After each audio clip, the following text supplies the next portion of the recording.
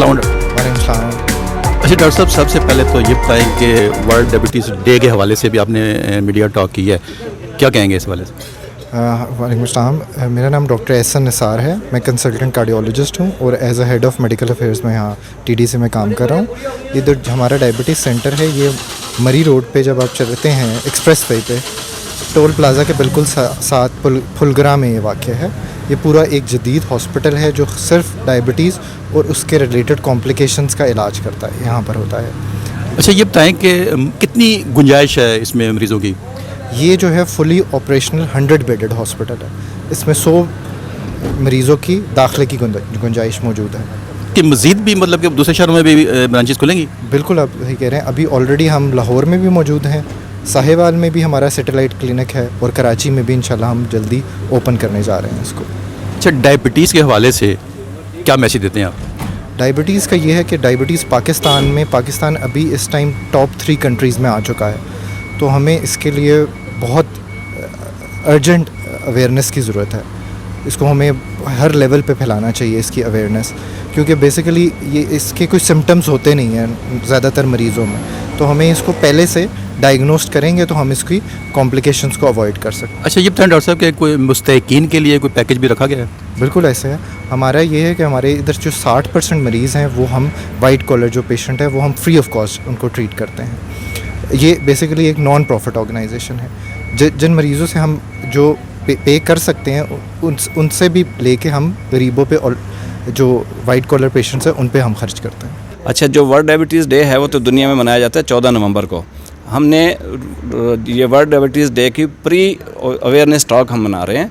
उसमें हम लोगों को अवेयरनेस पे लेके जा रहे हैं कि मैनेजमेंट से पहले अवेयरनेस पे लेके जा रहे हैं, लोगों को स्क्रीनिंग पे लेके जा रहे हैं कि जिनको होगी है तो उन्होंने कैसे अपनी कॉम्प्लिकेशन से बचना है, और जिनको अभी नहीं हुई जो प्री डायबिटिक्स हैं उनको हमने शुगर से दूर कैसे रखना है।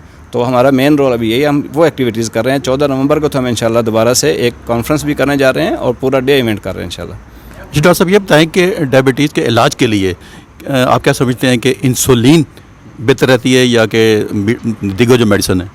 अच्छा, इसमें डिपेंड करता है। जैसे अभी बात हुई पहले टाइप 1 जो डायबिटीज़ है, जो बच्चों की शुगर है, उसमें तो इंसुलिन के अलावा और कोई दूसरा तीसरा रास्ता नहीं है।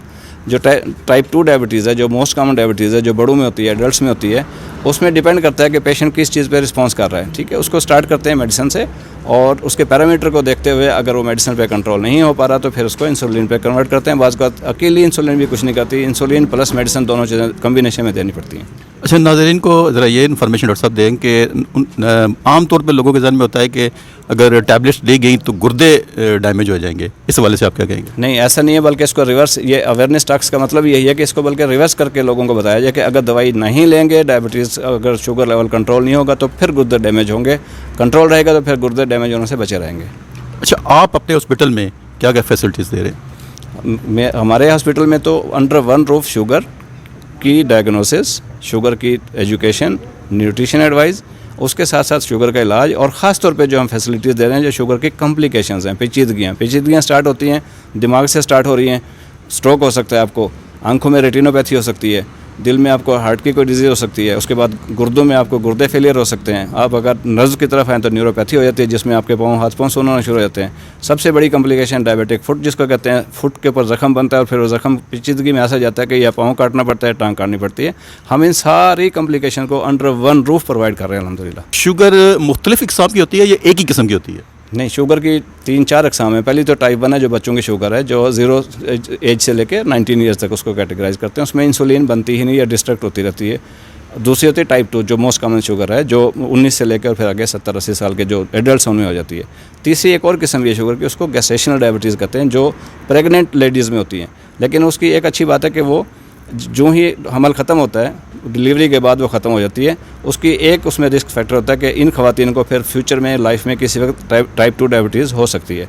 तीसरी एक और शुगर भी है जो इम्यूनोलॉजिकल है। अगर किसी की इम्यूनिटी कमज़ोर है, जैसे कि HIV में हो जाता है, जैसे कि हेपेटाइटिस में होता है, जैसे कि कोविड-19 के बाद भी कुछ केसेस ऐसे आना शुरू हुए हैं कि उसने अफेक्ट किया पैंक्रियाज को और फिर लोग डायबिटीज़ टाइप 2 में कन्वर्ट हो गए। तो ये 3-4 अक़साम हैं शुगर की। क्या मैसेज देते हैं शुगर के वाले से? मेरा इस डायबिटीज़ डे की जो अवेयरनेस टॉक है उस पर मैसेज मेरा यही है कि हम सबको अपनी लाइफस्टाइल मॉडिफिकेशंस के ऊपर फोकस करना चाहिए। हमें अपने वेट मैनेजमेंट पे फोकस करना है, हमने अपनी डाइट पे फोकस करना है, और हमने फिर अगर अपनी फिर स्क्रीनिंग पे और अवेयरनेस को बेहतर रखना है ताकि आप शुगर जैसी मोहलिक बीमारी से और उसकी पेचीदगियों से बचे रहें। बहुत शुक्रिया डॉक्टर साहब। नेशनल प्रेस क्लब के सदर अजहर जतोई साहब हमारे साथ मौजूद हैं। जर्नलिस्ट के हवाले से क्या इनकी गुफ्तगू या डॉक्टर साहब से और क्या सूरत हाल है? जी अस्सलाम वालेकुम। देखें कि एक तो शुगर ऐसा मर्ज़ है जो जिसको खामोश कातिल कहा जाता है, पता भी नहीं चलता, इंसान फारग हो जाता है। इसलिए ज़रूरत इस बात की है कि शुगर के हवाले से शोर व आगाही को बेदार किया जाए। उसके साथ साथ ये जो हमारा सेंटर है द डायबिटिक सेंटर, ये बड़ा अच्छा इन्होंने हर तरह का इन्होंने सहूलत फराम की गई है कि हर एक छत के नीचे आपको आँखों का इलाज भी हो रहा है, दांतों का भी इलाज हो रहा है, उसके साथ साथ किडनी का भी टेस्ट भी हो रहे हैं, इलाज भी हो रहा है। तो ये एक मुकम्मल इदारा है जहाँ पर आकर बंदा अपने पूरे बॉडी का चेकअप भी करा सकता है और उसके इलाज के जो है ना वो प्रोसेस भी शुरू हो जाता है। दूसरी बात यह है कि हम एज ए जर्नलिस्ट हमने उनको भी रिक्वेस्ट की कि इस हवाले से नेशनल प्रेस क्लब उनके अवेयरनेस के हवाले से मुकम्मल अपना किरदार अदा करेगा। उसके साथ जिन सहाफ़ियों को जो मर्ज़ में मुब्तला हैं और जो नहीं भी हैं उनको भी चेक कराना चाहिए। उसके लिए प्रेस क्लब और उनके दरमियान एक MOU भी हमारा साइन हो रहा है और ये हमारे फ्रेंड्स ऑफ प्रेस क्लब में ये शामिल है ये इदारा। इंशाल्लाह जिस भी जर्नलिस्ट को सहूलत होगी, ज़रूरत होगी किसी किस्म की हेल्प की, उसके लिए प्रेस क्लब जो है अपनी खिदमत देने के लिए मुकम्मल तौर पर हाजिर है।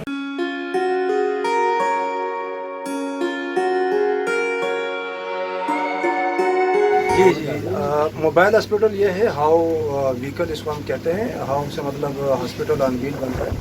और यहाँ पे जब कोई इवेंट होता है तो क्लिनिक वगैरह हमें लगाना होता है जिस जगह पे ज़्यादा ज़रूरत होती है अवेयरनेस की, तो वहाँ पे हम इसको उस जगह पे ले जाते हैं। तो अल्हम्दुलिल्लाह अभी हमने 2 कैंप किए, एक रावला कोट और एक हमने साहिवाल किए। तो अभी आगे प्रोग्राम्स है करक का और इस तरह और जगहों का जिधर ज़रूरत पड़ती है तो वहाँ पर हम इसको ले जाते हैं।